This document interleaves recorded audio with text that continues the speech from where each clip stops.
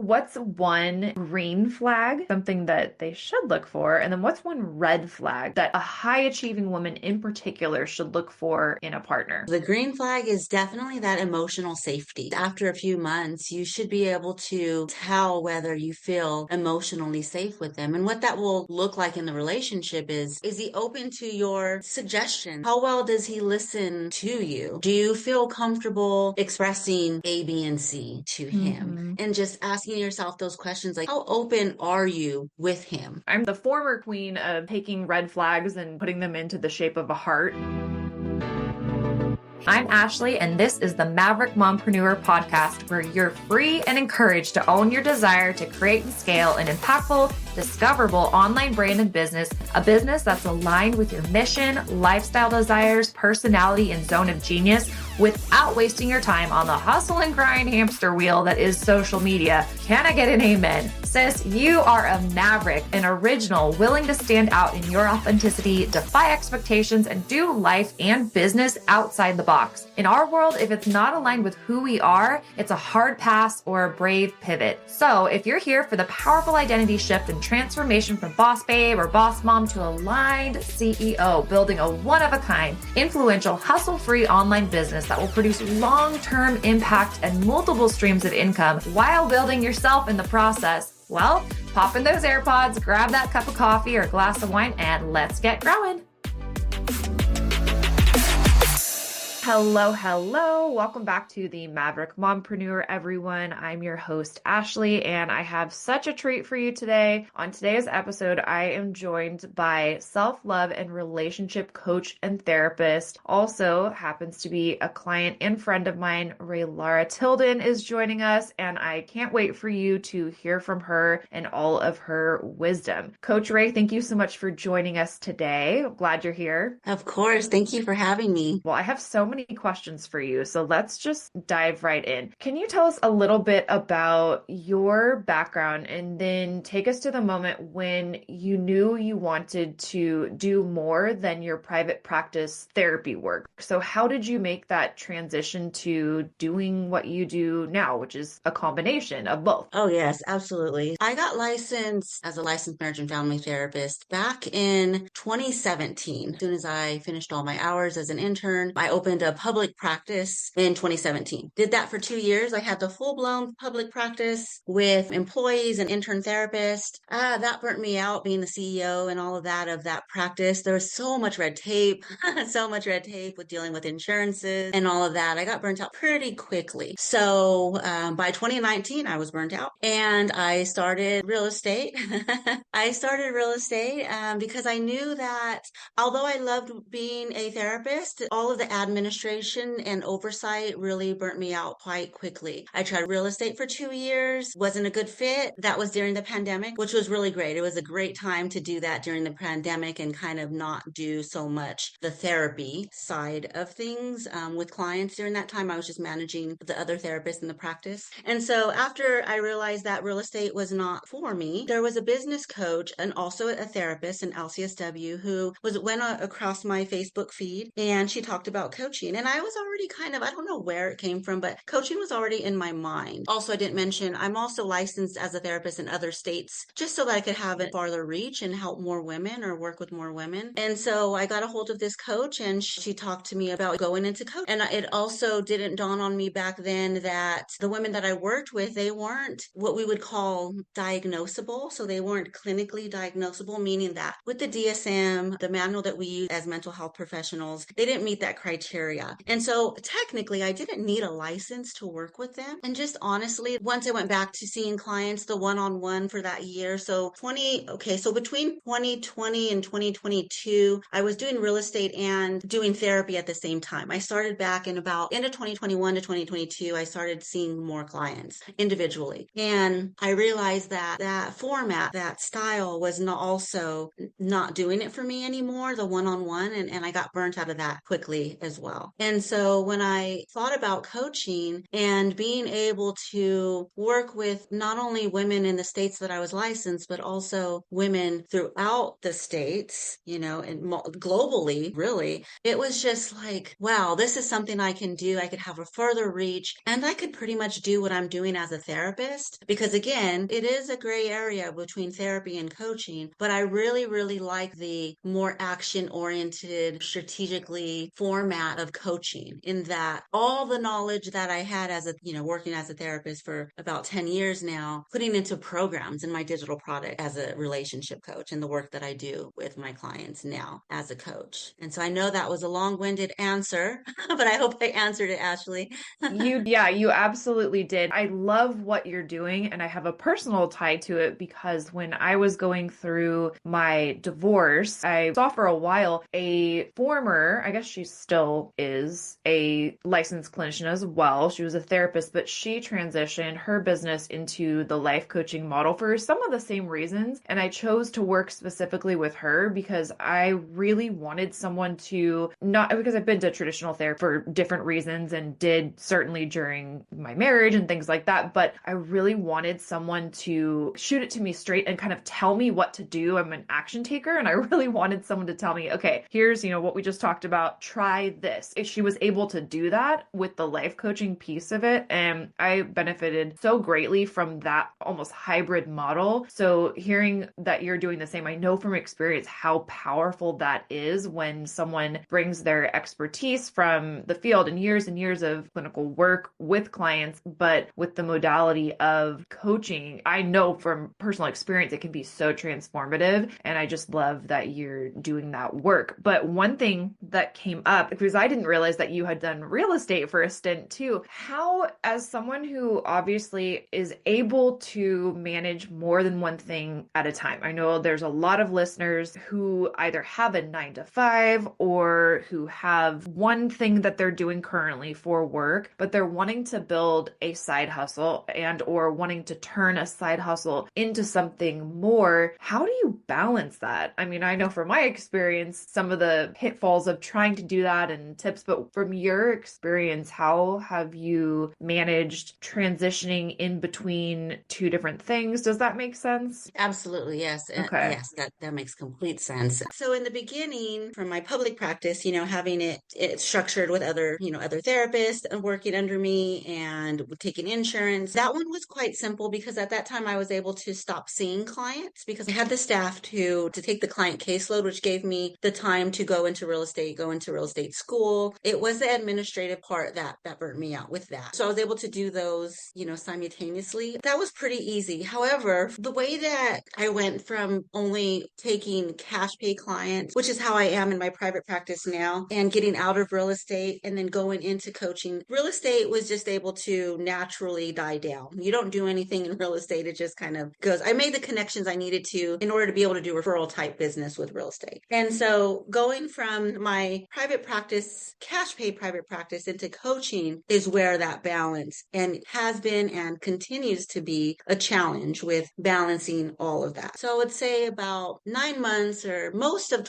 last year, 2024, what I had to do is scale the private practice. And what that looked like was, because I was still on the one-on-one model. I still do that type of one-on-one work. So what I had to do is increase my fees, which came naturally just because of inflation and all of that. And then I didn't mention that I'm also a supervisor for other therapists. And so for the listeners that aren't familiar with the process, just like doctors, they go through residency, therapists go through internships. And as a pre-licensed, we call them pre-licensed therapists, you have to have a supervisor that you work under, just like a resident has to have an attending to work under. And so I also supervise other therapists. And so what I did with that is, since I am licensed in other states besides Nevada, so I'm in Nevada, Hawaii, and California. And so what I did with that is I also scaled in my supervision offerings. And so that helped me also kind of buy back my time and scale that business so that I can have the time for the coaching business. What I do want to mention here, because I think it's important, Ashley, is that these businesses, I'm still self-employed. You know what I mean? So my experience, I know, is different because I was able to scale those businesses. So I would imagine it would look different from someone that is a 9 to 5, because that would be if you're salaried or if you're hourly hourly, that would look like asking for a raise in order to,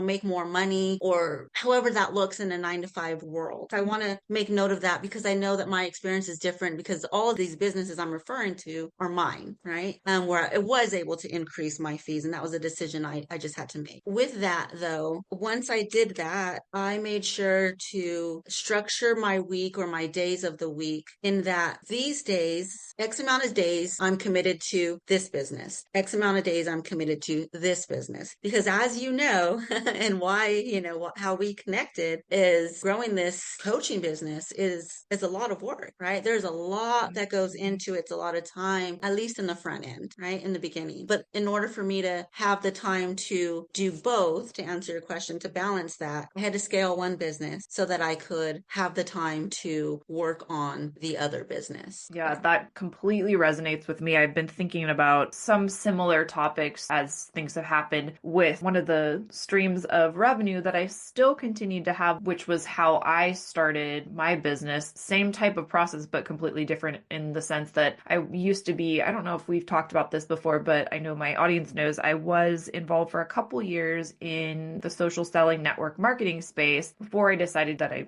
didn't align with that and didn't want to do it anymore. But I was able, due to work and then also timing, to scale that business to the point where I could have the space and time to launch my coaching business, which was a huge, huge blessing. And I think that's something important to bring up, which you did bring up, is that transition. It's going to look different for everyone, but starting a business from scratch, whether you're in a 9 to 5 or whether you have your own business and you're doing that, it's not easy. And there is strategy behind that. And unless you have some sort of financial backing outside of your own self, that is part of the transition, right? Is that realistic, real financial piece where you need to almost buy yourself some time. And so that's something to consider. Glad that you brought that up, because I don't think that I've had anyone really speak to that before. So thank you for bringing up that very real part of starting an online business, transitioning from whatever you're doing, whether it's a 9 to 5 or your own practice. One other thing I wanted to add is I commented on going from one practice or one business to the other and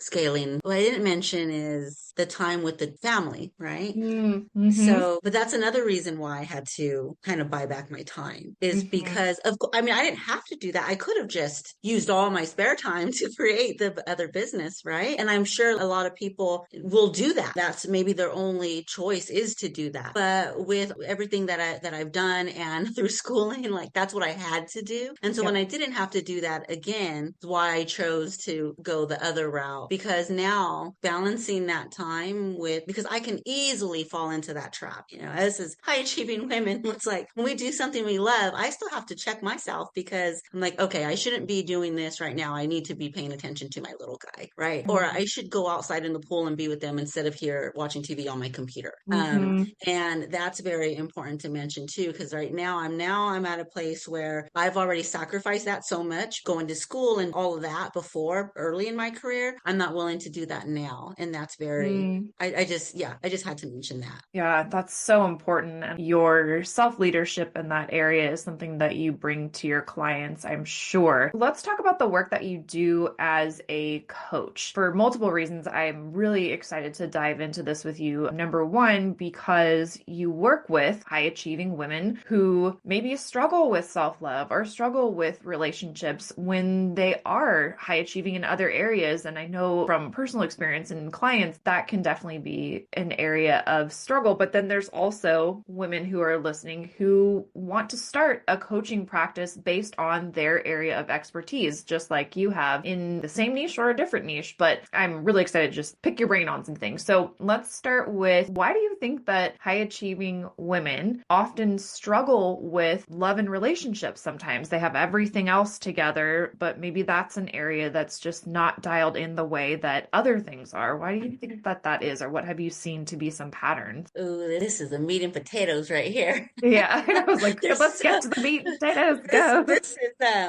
This is such a good question, and it's a loaded question because there's so many different reasons why this is. Okay, so I'll start with my experience. My experience going to school, and some of the things that I experienced in my first relationship were that were some of the struggles as a high achieving woman, and having really big goals. My ex-partner, ex-husband, men. Although in the beginning, he was all about, that's what attracted him to me, right? Was that I was this go-getter and independent and all of that. But as the relationship evolved and as I started, moving up in the ladder, right? Finishing school and opening a business, what came out at the end was a lot of resentment. I think I want to say on both ends. And I think on one of your episodes, a recent one, you mentioned this, Ashley, in one of your Mm-hmm. podcast episodes, resentment. And this was covert in the Mm-hmm. beginning until it couldn't be no longer. Jealousy, envy, resentment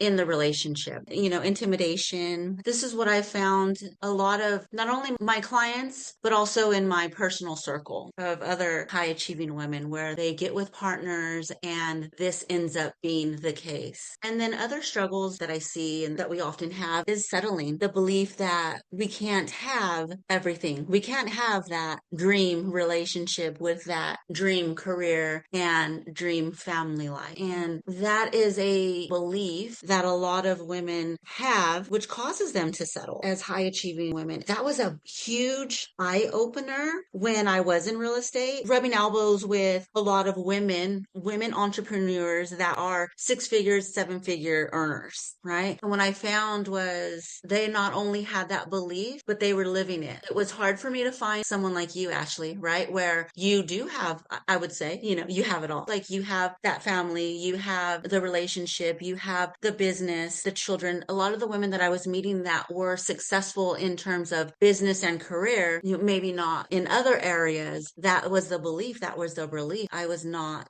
going to settle for believing that because I wanted everything. That's a big one, is the belief that they can't have it all. So they end up settling. And just with being a high achiever, it's natural. We're in our masculine energy all day, right? Like creating business wise, we're in our masculine energy. So being in a relationship, really important to be in our feminine energy so that we meet that man is going to take care of us the way that we truly want to be taken care of, right? Deep down, we truly want to be treated like queens and princesses. For the most part, I mean, I believe that.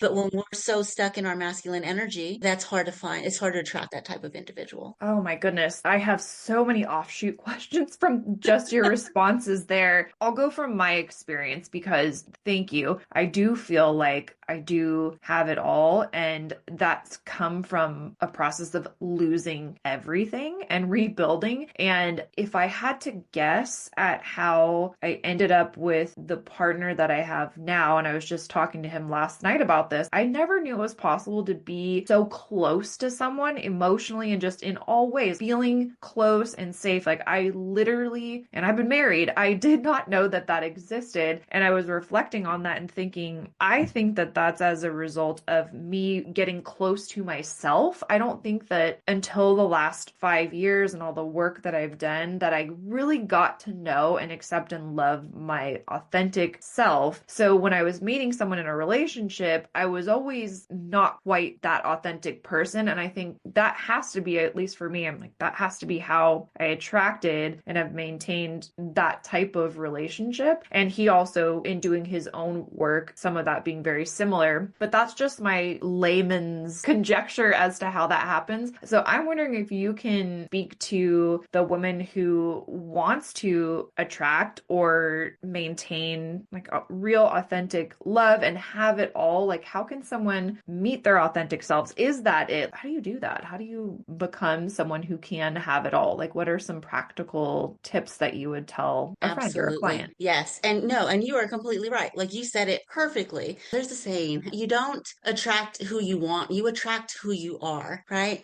And you see that. I'm sure you've probably seen that in social media somewhere. There's so much that goes into that. And yes, absolutely, 100%. And when people think of like self-love, loving yourself, self-acceptance, and like self-worth, these are loaded terms in that there's so much that goes into that work, like within all of those, within self-love and building your self-worth and all that, there's everything else. There is self-compassion, there is self-forgiveness, there is forgiveness, that there is being intentional, right? There's being your own cheerleader, having your own back. There's all of these things that go into that statement. You attract who you are, not what you want. And that's exactly what you said, is I had to truly find, like, I truly had to love myself and accept myself, be my true authentic self before I was able to meet my partner, right? And he did the same work. And so Mhm. what that looks like you building that relationship with yourself. This can be a complete like whole podcast on its own. So I'll try to kind of shorten it a little bit, but No, no, go um for it.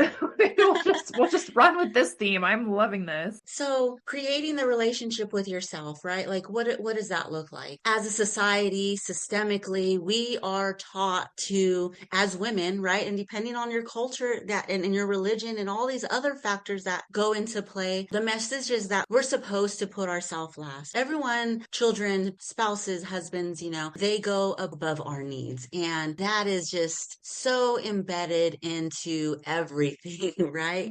And Mhm. with that, you lose yourself, right? And so when we Mhm. say authentic self, it's like really going back to before all of the distorted beliefs and patterns that are created that we adopt through our parents and all of that stuff. To go back to ourself is to really find out, okay, who before all that, how was I? What do I Mhm. like? What do I want? I had a client. She was married for 20 years. She was 19 years old when she got married. Oh, She came to me in her 40s, right? And wow. she did not have an identity because when she got married, identity as wife. Then she had children, Right. identity as mother, right? And so when she came to me, she was like, she wanted out of the relationship. She wasn't happy, but she didn't know who she was. So what that looks like is building that relationship with yourself, treating yourself the way that you would your partner to treat you, right?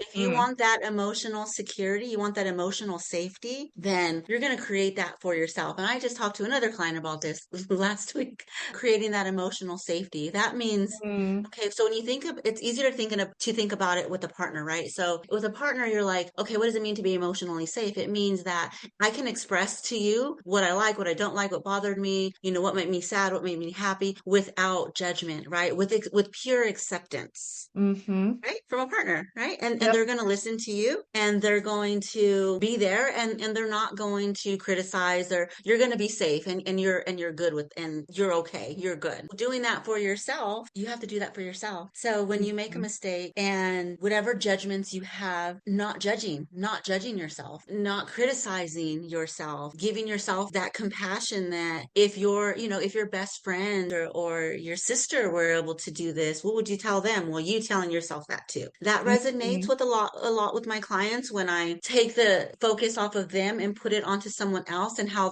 loving, right? And Yep. the loving things they would say to someone that they love, and how they recognize that is not what they say to themselves. And so I would say that's one strategy to think of when someone is being hard and criticizing themselves. That's so true. And I think I've had to do a lot of work around how did I find myself as being a match for certain treatments? And when I've really had to take a hard look at how emotionally or verbally abusive had I been to myself for a really long time. And if we accept treating ourselves or speaking these horrible things to ourselves of judgment, criticism, non-acceptance, it's so much easier to accept that from someone else. But if our internal script or the way we speak to ourselves is the way we would speak to our best friend or the person that we love the most, if we speak to ourselves that way, it becomes so much more obvious when someone else breaks that or comes at us in a way that, like, oh, absolutely not. It's not familiar. What you said, I'm like, oh, yeah, that is a part of the process. I don't think I had thought about that super consciously, though. Yeah, and so with a lot of my clients experience, because a lot of them come right like when they're done in the relationship, like when Mm-hmm. they've done, and this, yeah, they're done in the relationship. They know they feel like it's anxiety and depression, and yeah, I mean, when you're Yep. suppressing your emotions, it does manifest into anxiety, these symptoms, right, that we call Yep. anxiety and depression. Once they go do the work and they start building the relationship with themselves, start treating themselves nicely, doing for themselves, and then when they start dating, because after they make what they're doing for themselves the norm, treating Mm-hmm. themselves well, taking themselves out, saying nice things to themselves, giving themselves, like showing compassion to themselves, that then becomes the new norm. And so when Yes. when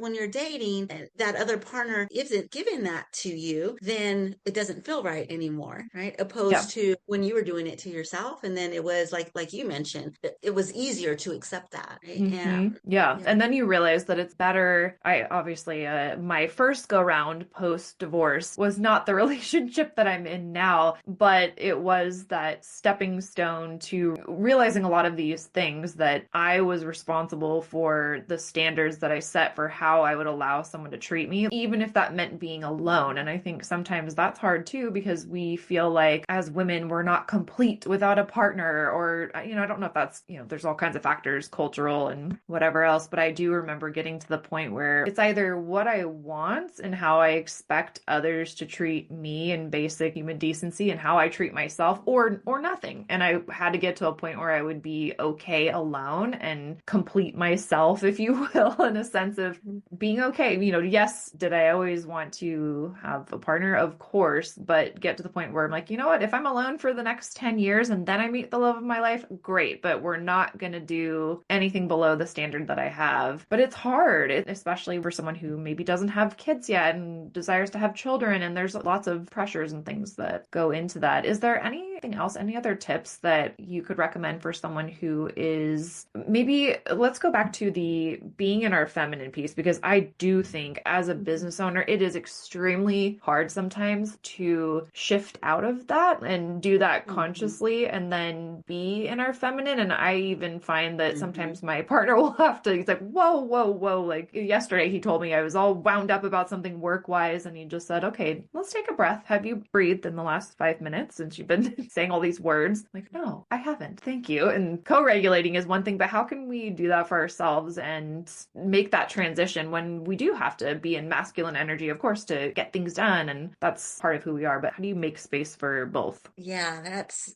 such a good question. And it is something I work on every day, to be honest, because being an entrepreneur and being high achieving and all of that, I want to say for me, it started in childhood, being the eldest of six, right? Like Oh, it really started, and for a lot of people, it does too. It creates this high achieving part, right? So, okay, feminine energy, right? Being in the flow, being patient, allowing opposed to controlling, right? Because when we're in our masculine energy, we have deadlines, we have a to-do list, we have all of these goals, and it's really, really that action goal oriented energy, masculine energy, right? Trying to shut it off when you're done with. I know for you probably too, Ashley, it's hard because I don't go to an office anymore like I used to, so there's not that hard shift, right? I'm working right now from my home office, which is the bedroom on the bottom floor. To say all that, I believe it's harder for us to even do this because there's not that hard shift where, okay, I'm going from the office and I'm coming home, where it's more, it seems like that would be a lot easier. So being home and working from home, when I'm done with work, after 5 or 6 o'clock, and I start my family time, right? I have to remind myself, in the beginning at least, I had to remind myself, like, okay, I need to let all of that go and kind of relax. So how I see it come up for me still with the relationship piece is trying to plan vacations, right? Not that we shouldn't or that we can't, but allowing our partners to take that lead. Knowing in order to shift from the constant doing and trying to make this happen, reminding ourselves that we could sometimes just be still and it will still happen, especially for the things that are out of our control. Ooh, that's hard though. Resonate? It's a struggle. Yeah, definitely. The whole focus on things that we can control and kind of let go, right? Because the letting go part is part of that feminine energy, right? Because the masculine energy is, how am I going to achieve this? How am I going to do this? Yep. Right. And so in some situations, especially the ones that it is out of our control, we really look at it because we feel like so much things are in our control because we're doers. We're constant doing in our masculine energy. And sometimes it's just that reminder, like, okay, I just need to breathe, like your partner told you, right? Like breathe and let go and have that inner knowing that everything is going to work out in our best interest, and just allowing, which is hard, right? Because it's letting go of that control, that kind of action oriented energy. I'm just thinking of how this, for high achieving women, could be such a self-perpetuating cycle. Like you get into, okay, I am responsible for all the to-dos and deadlines and getting things done, and that's the role. And especially for someone, if you're single or a single mom or just single in general, you're doing things on your own, trying to then have a relationship where you're also soft and reliant and allowing things to happen, but also thinking, well, but it's on me. How do I get things was done. I can see that being a relationship challenge for sure. And I've never really thought of it from that perspective, like for myself. But I think that I do remember distinctly, because I've been with my partner now for about 2.5 years. And the first year was very, very different than the last, I'd say, year and a half. And some of that was I was not willing to accept any help from him whatsoever. Even when I needed it, it was like, absolutely not. I couldn't do it. I almost pushed him away in a sense because I wanted to do everything myself when he's literally can do, my daughter thinks he can do anything, like he's Superman. He can do so much. Like if I had something that breaks, he's like, oh, let me come over and fix it. I'm like, no, absolutely not. I'll call someone. Not allowing for any of that. And there were obviously multiple factors, but one thing that I do know I did consciously is allow him to help me and know that his help isn't coming with expectations for something from me because of that. Like I had all this past stuff that kind of blocked me from not trying to, like you were saying, control everything and be in control of all the things and how they were going to get done and, you know, not allow for anyone else to step in. But I think that's been such an important part of our relationship growing, is allowing a masculine man to do what he wants to do, which is help and protect and provide and all of those things. And even if I don't technically need it, it's part of what makes the relationship dynamic work. You know, I found that, but not really knowing why. So it's making some pieces come together for me. Yeah. And I want to say, I don't think there's one client that I've worked with that accepting, receiving help, support, it hasn't been a problem. I can confidently say just about every single high achieving woman I've worked with, this has been a thing that they've had to overcome, including myself. Mm-hmm. When I got with my current partner now, within the first 2 years, I started working on this because he is a very masculine man and we would butt heads a lot because we were both in our masculine energy, right? Uh-huh. And I knew I wanted a masculine man. Boy, when I got him, it was like, okay, well, he's trying to take the control away from me. Well, Uh-huh. that's kind of what we think. Uh-huh. Absolutely not. He just wanted to be in his masculine with doing the thing, right? Mm-hmm. Supporting me and all of that. But me thinking I could do it on my own. I could do it on my own. I'm independent. I don't need, you to do that. And just that idea that we're not able to ask for help. We're not able to, that desire to have to do it all on our own. That comes from somewhere. That's another episode, but that definitely does stem from somewhere. That inability to receive assistance, help definitely does from somewhere. And it's something that all the high achieving women that I've worked with, it's been a struggle and something that we've worked through. The way that I worded it to them to kind of switch that perspective is think of yourself and how helpful you like to be. Think about a time that you offered your help to someone that you wanted to help because you care or love for them, right? And they told you no. No, that's okay. I got it on my own, right? How did that make you feel? Like you're taking that away from them, right? Because people that love you and care for you, they want to help you. They want to make your life easier. When you declined, or some of them will even take it as rejection, how do you think that makes them feel? So when I changed the perspective to look at it in a way that when you want to help someone and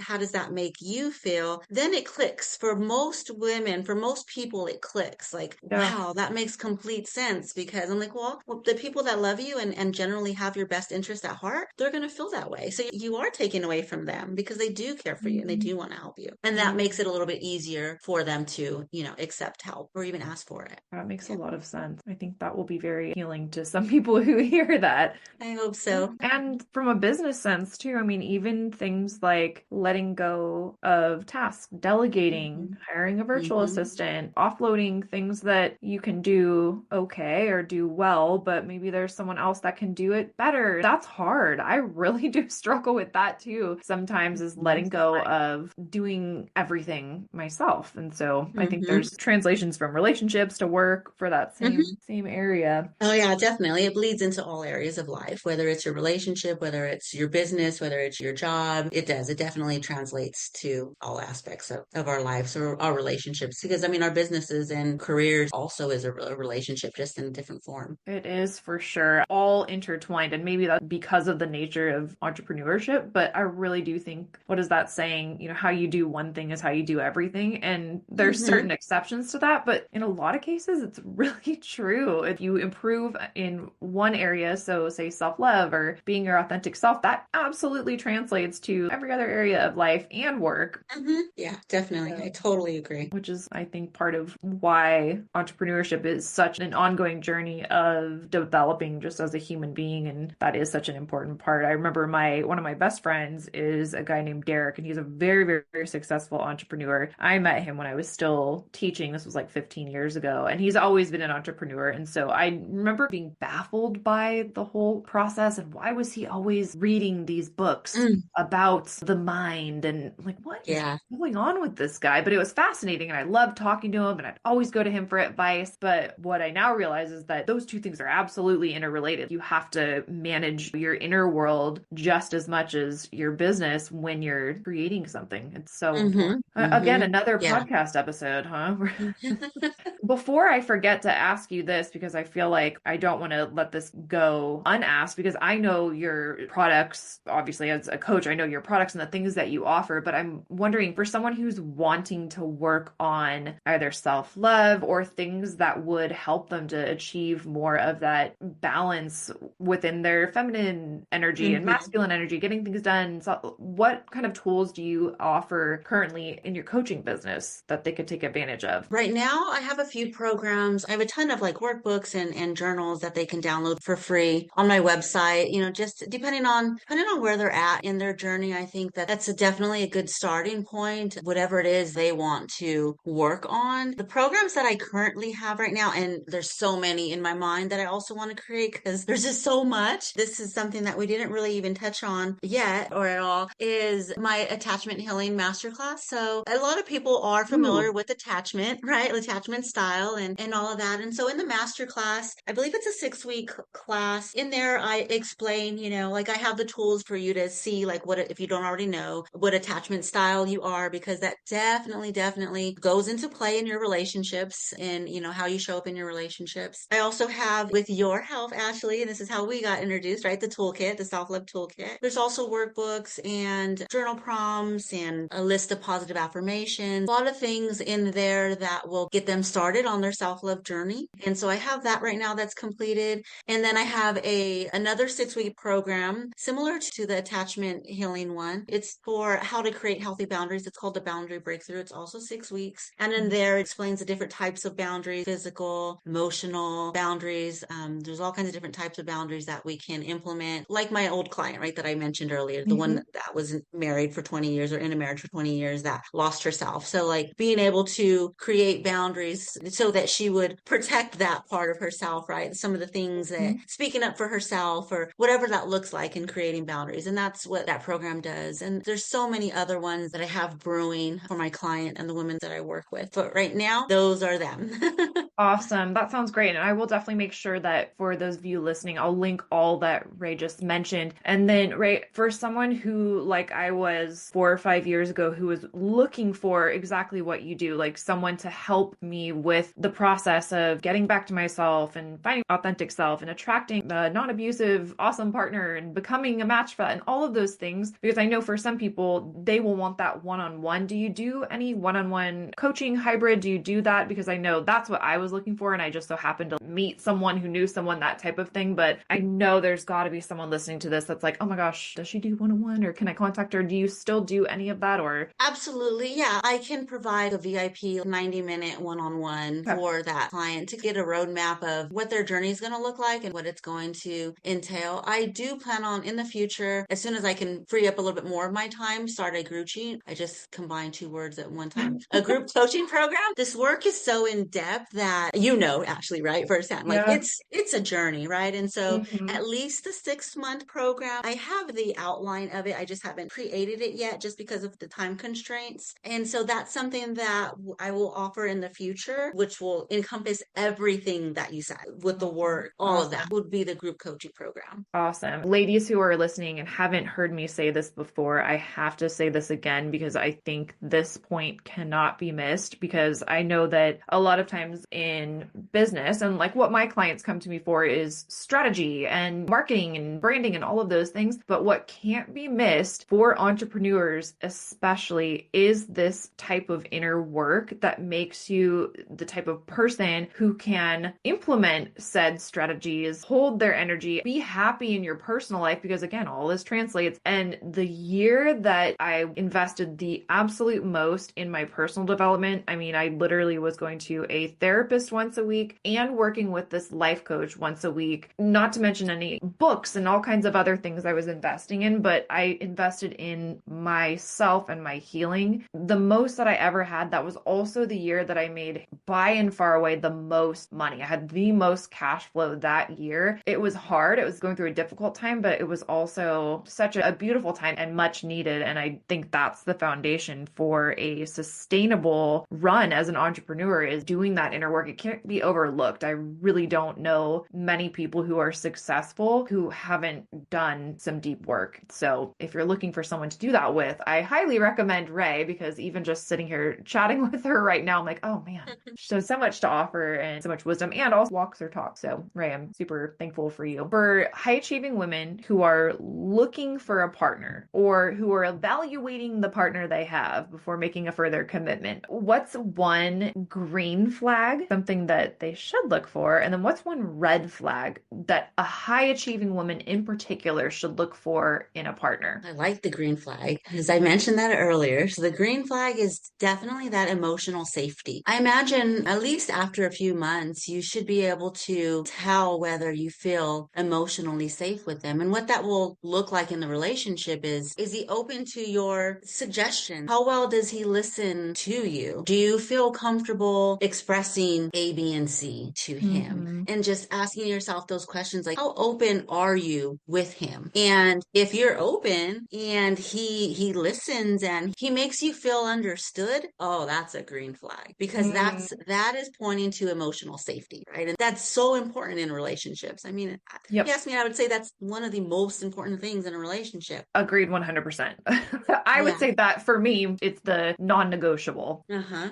Yeah, absolutely. Love that one. What about a red flag for a high achieving woman A looking red for? flag, I would say there's a lot, but one that comes to mind is him allowing you to do it all. Mm. Right? Like Mm-hmm. you already do it all in your, as a high achiever entrepreneur, you're already doing it all in your business, especially solopreneurs, right? Yeah. And so when you notice that he's allowing you to, because a masculine man, if I'm assuming under the assumption that most women want masculine men, so Mm-hmm. a Mm-hmm. masculine man, like your partner, Ash, he's not going to allow you to do it all your own. He's going to want No. to help you. Yep. So what does that look like? Doing it all on your own. First of all, dating, planning the date, or on the date, making all the plans, not trying to assist you, not trying to help you, not trying to assist you. And definitely if he's the one asking. I mean, I've heard so many things. I laugh, I chuckle because I've heard so many things from women in terms of like, oh, they were dating for a few months and he asked for her to loan him $200 or something. Uh-huh. Something crazy like that, right? I'm like, okay, Uh-huh.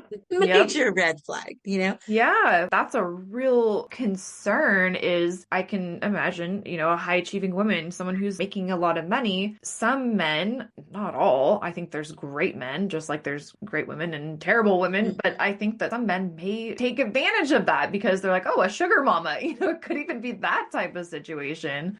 Yeah.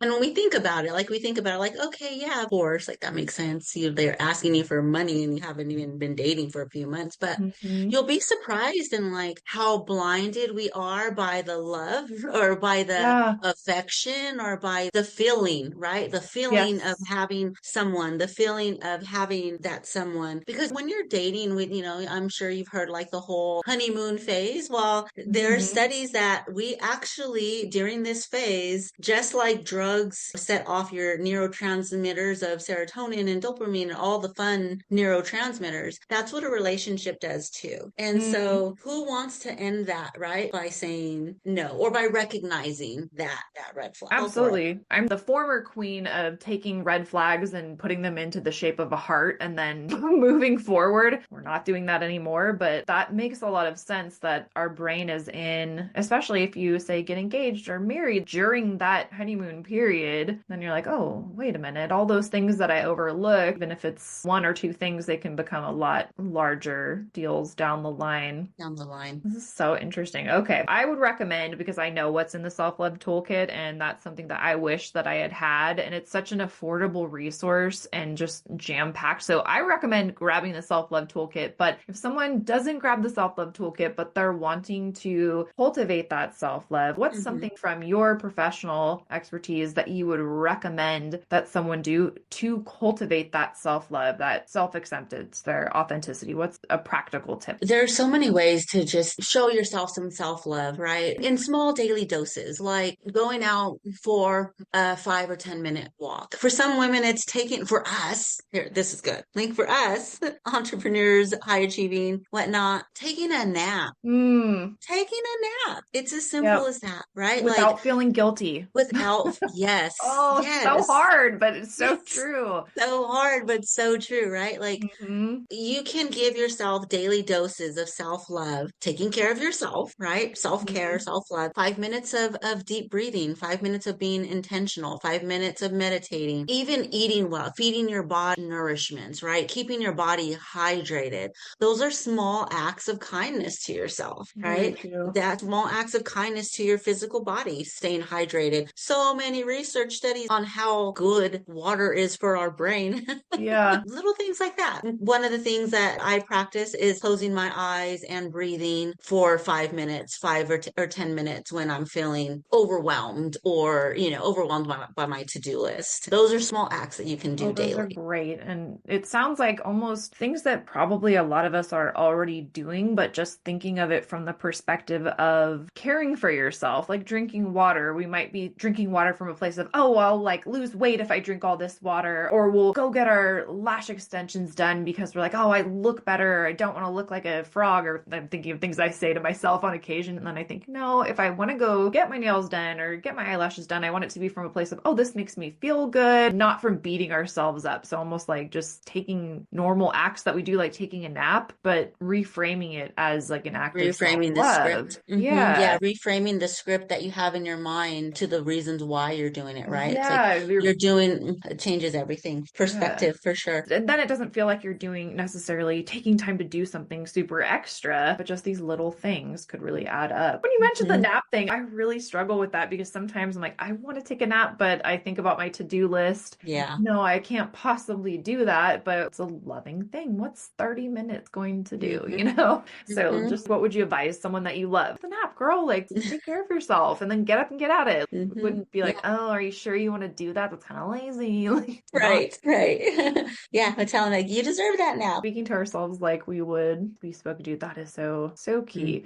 So many simple things that are easier said than done sometimes. And that's why it's Yeah, good to have a coach in that area, right? That can remind you of these things and why you're doing them. And so I love the work that you do. thank you. Yeah, that was a conversation I did have with the whole perspective thing when we Uh-huh. started, because her question was like, how do I value myself? How do I show myself? She knows how she wants to be valued by others, but how does she show? So what it came down to is appreciating herself, right? And showing appreciation. What are some of the things she does? And so we kind of got on this topic a little bit. And so she mentioned some of the things that she is doing, like you mentioned, right? Some of these things that she's already doing, but changing the perspective of, okay, well, yeah, I'm doing these things, but also recognizing them and appreciating yourself for doing them for yourself. Yeah, Mhm. absolutely. Makes a difference. Is there anything that I haven't asked you today that you would like to add, or any final words of wisdom before we wrap up? You've shared so Yeah, much with us, and I don't want to take up all of your day. I could keep asking you questions no forever. problem. It's a privilege being here. Yes, I love talking about this stuff. It's why I do the work that I do. But I think one thing that I'd want to say is for the women that this resonates with, I want them to know that they don't have to choose between being successful in love and or business, right? That you can have both. Mhm. And I think that it's great with us being on here because we can definitely demonstrate that, right? Of having both. You can have the successful business or career, and you can have the loving relationship, and you can have the loving family as well. You can have it all. I think that whole mindset shift for me was what made me do everything that I needed to do to make this a reality. That's one thing that I want to hit home, if anything, for those that are struggling with that belief that they can't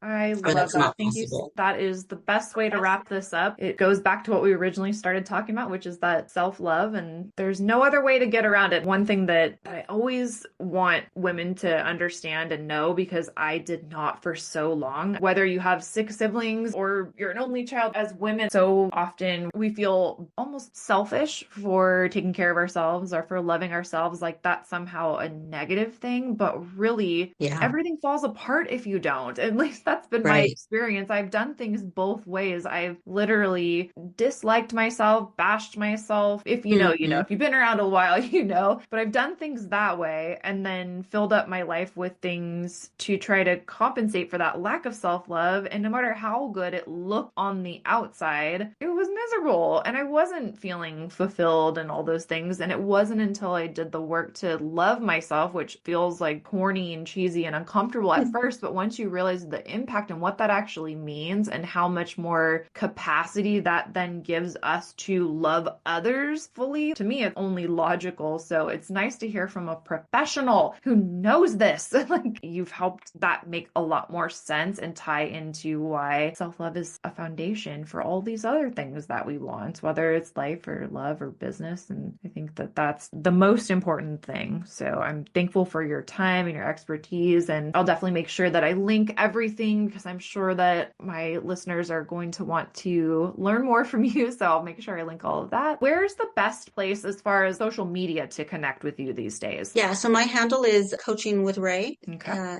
Spelled out. Yeah, Coaching with Rae. Or my website where their free resources are, coachingwithrae.com. Okay, awesome. Well, Rae, I appreciate you so much, and I'm super thankful for your time. Thanks for being here. Yes, thank you, Ashley. Thank you so much for listening to this episode. I hope you enjoyed it. I hope you got a ton of value. And if you did, I would really appreciate if you would rate, subscribe, and review this podcast. It really helps push out the message that I have to share with other female entrepreneurs. Thank you so much.